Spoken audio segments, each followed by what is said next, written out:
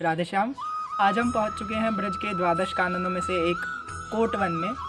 कोटवन, इस स्थान का नाम कोटवन क्यों पड़ा, यहाँ पे कौन कौन से प्राचीन स्थान हैं, उनके बारे में हम थोड़ा सा जानेंगे। तो यहाँ पर दो प्राचीन स्थान हैं। एक है पांडवों के समय का वृक्ष, जिसके नीचे श्री वल्लभाचार्य महाप्रभु जी ने श्री भागवत का संपूर्ण पारण किया।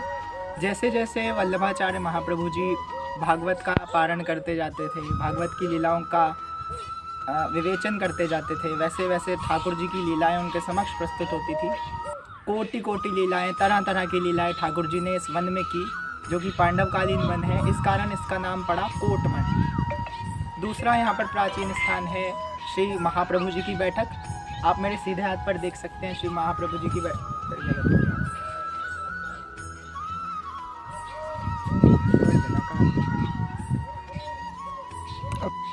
ब्रिज में स्थान स्थान पर श्री महाप्रभु जी की बैठक है। ऐसा माना जाता है कि श्री महाप्रभु जी ने जहाँ जहाँ भागवत कथा का पारण किया, वहाँ वहाँ पर बैठक हुई। इसके अलावा जहाँ जहाँ पर उनके कुछ सत्संग कार्यक्रम हुए, उन स्थानों पर भी श्री वल्लभाचार्य महाप्रभु जी की बैठक है। और वहाँ वहाँ पर श्रीनाथ जी के सुंदर विग्रह, जिनका श्रृंगार पद्धति बहुत ही एक विस्मित कर देने वाली है, वो भी वहाँ पर पालन की जाती है। अब हम आपको लेके चलते हैं श्री महाप्रभु जी की बैठक से श्रीनाथ जी की बैठक में, और वहाँ के महंत जी से, पुजारी जी से हम कुछ जानेंगे। सामने जो आप इस समय मंदिर देख रहे हैं, वो है श्रीनाथ जी की बैठक। इस श्रीनाथ जी की बैठक में प्रमुख स्थान एक वृक्ष है, जो कि पांडवकालीन समय का वृक्ष है, जिसके नीचे श्री महाप्रभु जी ने भागवत कथा का 7 दिनों तक पारण किया। श्री ठाकुर जी ने 7 दिनों तक लीलाएँ की। आइए इस मंदिर के दर्शन करते हैं। जय श्री राधेश्याम। अभी जो मंदिर के गर्भगृह में हमने श्री राधा रानी जी के वृक्ष रूप में दर्शन किए थे, वही वृक्ष यहाँ पर बाहर के रूप में श्री कृष्ण जी के रूप में विद्यमान है। यहाँ पर आप वृक्ष के 2 कान देख सकते हैं, जो कि स्वयं श्री कृष्ण जी के कानों के समान ही बताए जाते हैं। और यहाँ पर श्री ठाकुर जी के चरण चिन्ह भी विद्यमान है, आप दर्शन कर सकते हैं। ये उसी समय का सेंगर का वृक्ष है, और ये नीचे से एकदम खोखला है। ऊपर से इस वृक्ष की खास बात है कि ये ऊपर से हरा भरा है। आप देखिए, दर्शन कीजिए। श्री राधा रानी के चरण चिन्ह के दर्शन है यहाँ पर, और उधर में आज हमारे साथ विशेष रूप से कोटवन में श्रीनाथ जी के विशेष अंग सेवी स्वामी जी मौजूद हैं, जिनसे हम यहाँ के बारे में जानेंगे। आइए। जय श्री राधे भैया। ये जो ब्रज में 12 वन हैं, उनमें से एक वन है कोटवन। इस गांव का नाम है कोटवन, और कोटवन का मतलब होता है जहाँ पर ठाकुर जी ने कोटान कोटि कोटि लीलाएँ की हों, अनेकों सहस्त्रों हजारों लीलाएँ। तो सामने श्री गोवर्धन नाथ जी के दर्शन हैं, और यहाँ पर ये जो आप दर्शन कर रहे हैं, पांडवों के समय का समी का वृक्ष है, छोंकर समी का। इसी के नीचे ठाकुर जी ने 7 दिन तक भागवत कथा थी।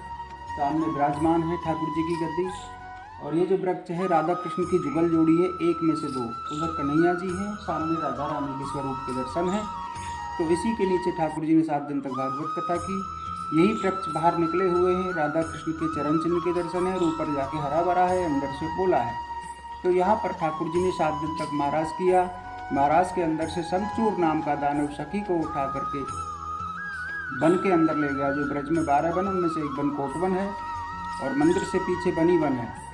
तो यहाँ पर शंखचूर दानव जो था राक्षस, मणिधारण राक्षस था, महाराज के अंदर से सखी को उठा करके वन के अंदर ले गया, और सखी चिल्लाने लगी, भगवान मुझे बचाओ, भगवान मुझे बचाओ। तो किसी को कोई शुद्ध बुद्ध नहीं थी, सभी महाराज में खोए हुए थे। तो मनस्का के कानों में हल्की सी भनक पड़ी, और मनस्का ने ठाकुर जी को बोला, लेकिन उनको कोई शुद्ध बुद्ध नहीं हुई, क्योंकि महाराज में खोए हुए थे। तो मनस्का ने क्या किया, सभी ग्वाल वालों को इकट्ठा करके ठाकुर जी को ऐसे पकड़ लिया, दाएँ बाएँ से, ऊपर नीचे से, जिससे ठाकुर जी थोड़ी देर के लिए रुके, और ग्वाल वालों से पूछा, बोलो भाई क्या बात है। तो ग्वाल वाल बोले, भगवान शंखचूर नाम का दानव सखी को उठा करके महाराज के अंदर से वन के अंदर ले गया, और आप महाराज में खोए हुए हो भगवान। तो ठाकुर जी बोले ग्वाल वालों से, आप यहीं रुको और महाराज को चालू रखना, हम अभी आते हैं। तो ठाकुर जी ने यहीं से वन के अंदर कोट खींच दिया, लाइन रेखा सीमा बाउंड्री, ताकि राक्षस लाइन से, बॉर्डर से बाहर ना जा सके। तो ठाकुर जी ने कोट खींच दिया, तब इस जगह का नाम कोटवन पड़ा। ठाकुर जी गए, मुक्के से राक्षस का वध किया, मस्तक से मणि को निकाला, और सखी को मुक्त कराया। मणि को ला करके बाहर शीतल कुंड है, शीतल कुंड में पधरा दिया। फिर ठाकुर जी शीतल हुए, स्नान। वाल वाल बोले, भगवान बड़ा शीतल जल है। ठाकुर जी बोले, तभी तो इसका नाम शीतल कुंड है। इसमें 3 धारा हैं, कृष्ण कुंड, राधा कुंड और शीतल कुंड।